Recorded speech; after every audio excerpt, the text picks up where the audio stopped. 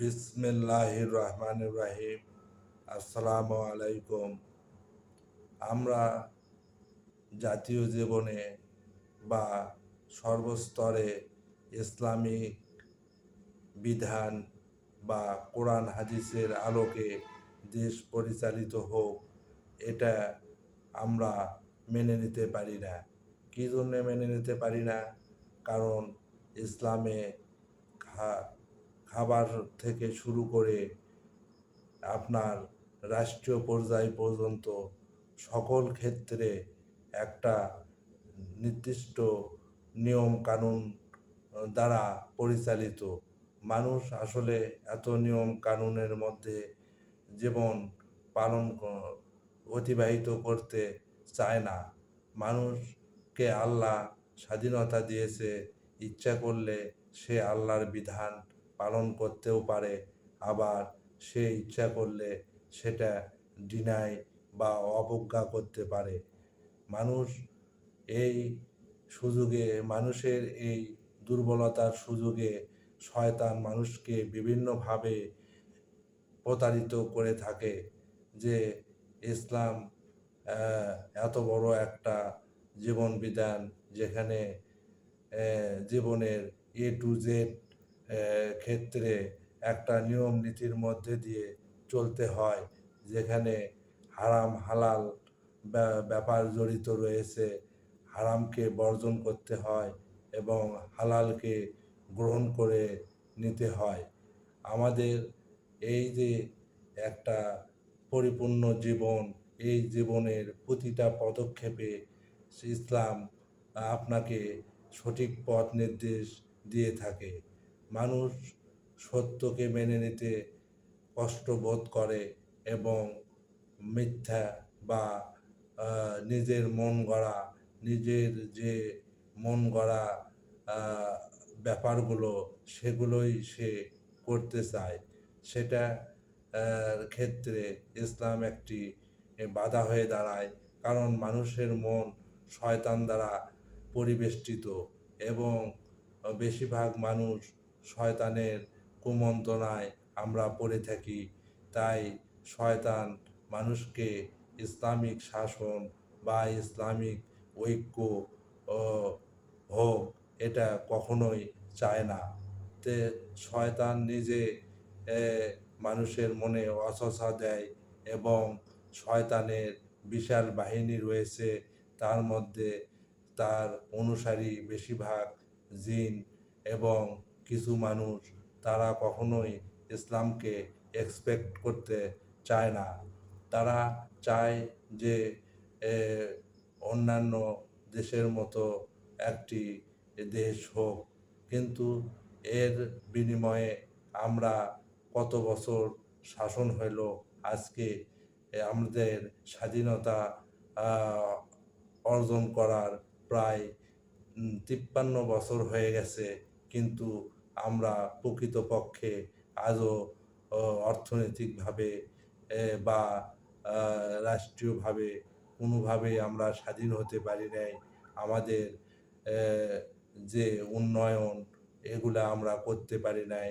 এর জন্য প্রধান প্রতিবন্ধকতাই হলো দেশে ইসলামিক পরিবেশ বা ইসলামিক শাসন। কখনোই ইসলামিক শাসন দ্বারা দেশ পরিচালিত হতে পারে না। আমরা যদি ইসলামিক শাসনে দেশ পরিচালিত করতে পারি, তাহলে এখানে আমাদেরই উপকার হবে। আল্লাহ সাতবক জমিনের এবং আসমানের দ্বার খুলে দেবেন যদি আমরা ইসলামিক শাসন এই দেশে জারি করতে পারি।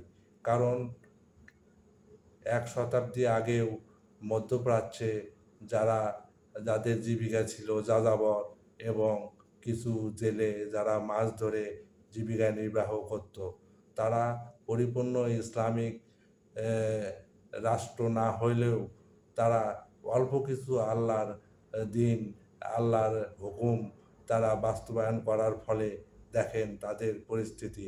মরুভূমিতে কিছুই জন্মায় না, অথচ আজকে তারা বড় বড় অট্টালিকা, বড় বড় বিজনেস শায়েক হয়ে গেছে। তাদের কাছে অর্থের ছড়াছড়ি, এবং তারাও যে এত অর্থ পেল, কিন্তু আমাদের মতো বাংলাদেশের মতো বা এরকম বিশ্বে অনেক গরিব দেশ আছে, তাদের দিকে তারা সেরকম সুদৃষ্টি দেয় না, এবং তারা সঠিকভাবে জাকাত আদায় করে কি না সেটাও আমার জানা নেই। এবং তাদের দেশে তো জাকাত নেওয়ার লোকেই নেই, তাহলে সে জাকাতগুলো আমাদের দেশে দিকে আসতো। কিন্তু তারা বিলাসী জীবন যাপন করছে, এবং পশ্চিমাদের সাথে তাল মিলিয়ে তারা তাদের জীবন জীবিকা নির্বাহ করছে। তারা ডলারে তেল বিক্রি করে, কিন্তু আমাদের টাকায় আমাদেরকে তেল দেয় না। তাহলে আমরা মুসলমান হয়ে তাদের ভাই, মুসলমান সবাই ভাই ভাই, কিন্তু ভাইয়ের সাথে এটা কি ধরনের আচরণ করছে গলফ কান্ট্রিগুলো বা মুসলিম কান্ট্রিগুলো, যারা আজকে ধনী হয়েছে।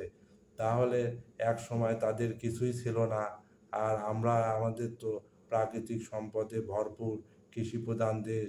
এত ছোট দেশে এত বৃহৎ জনগোষ্ঠীকে আল্লাহ খাবার থেকে সব কিছু দিয়ে থাকে। যদি আমরা এই দেশে ইসলামিক শাসন প্রতিষ্ঠা করতে পারি, তাহলে আসমান এবং জমিনের দ্বার আল্লাহ খুলে দিবেন। কোথায় থেকে রিজিক চলে আসবে আপনি কল্পনাও করতে পারবেন না, এবং আমাদের জীবন আরও উন্নত হবে, এবং আমরা জীবনে অনেক উন্নতি সাধন করতে পারবো, এবং হানাহানি মারামারি খুন খারাপি থেকে দেশকে রক্ষা করতে পারবো।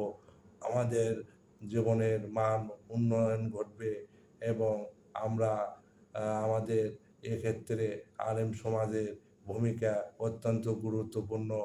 আমি তাদের কাছে করজোড়ে নিবেদন করছি, আপনারা দ্বিধাবিভক্ত না হয়ে ঐক্য হন, এবং আমাদেরকে একটি সুন্দর ইসলামিক প্রজাতন্ত্র উপহার দেন, এবং আপনারা হানাহানি ভুলে গিয়ে আপনাদের মধ্যে যে বিভেদ আছে সেটা সরে রেখে যেগুলা বিষয়ের মধ্যে আপনাদের মিল আছে সেগুলা নিয়ে আপনারা সবাই মিলে আমরা আগামী ইলেকশনে ইসলামিক একটা ঐক্য গঠন করি, এবং সেই ঐক্যর মাধ্যমে আমরা ইসলামিক শাসন জারি করার জন্য জনগণের কাছে যাই এবং ভোট চাই। আল্লাহ হাফেজ।